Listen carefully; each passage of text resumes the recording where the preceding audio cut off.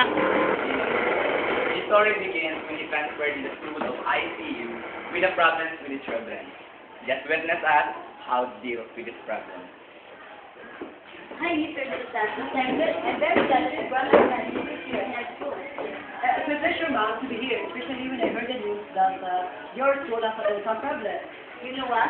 Out of 18 of you that I requested to teach here in our school, only you replied with the request. All of them are assistants. I continue to communicate a complaint and greater time with their previous school. Oh, don't think of that. I came here just to receive a high salary. I may receive high salary. I just want to help your school. I hope you really help. Oh, we are here, alright? Goodbye, Mrs. Principal. Shut up.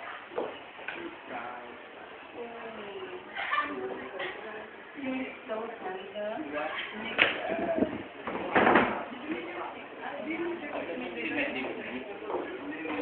I asked the policy for the mother of the student that I have told you. This is what the problem.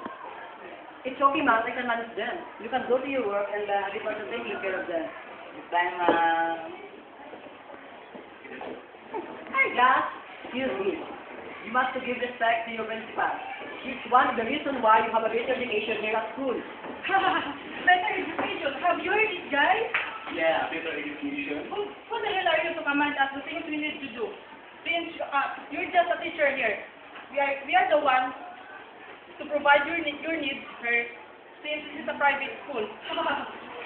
Before that, let me introduce you myself. My name is Mr. Del Santos. We don't care, sir, if you are where you come from. If you don't want to like Mr. Cruz who have been hospitalized, can you just get out of the room? Class, even though you are the one who provides my needs as a teacher here at the private school of yours, it is still my responsibility to teach you. Oh, wait. Mr. De Los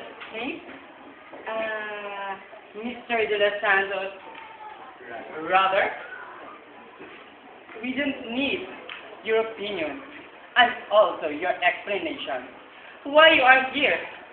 And most of all, I don't need you here. Class. It is the principal's command that I will teach you. Whether you like it or not, I'll see you here. Mr. Delusane, if you will not leave this room, since we still have 1% self-pity on you, we're the ones who leave. Let's go, guys. I still have my thing. I will miss me, but next week is exciting. Me too. I wish it out. I watch movies. That's what happens in the room.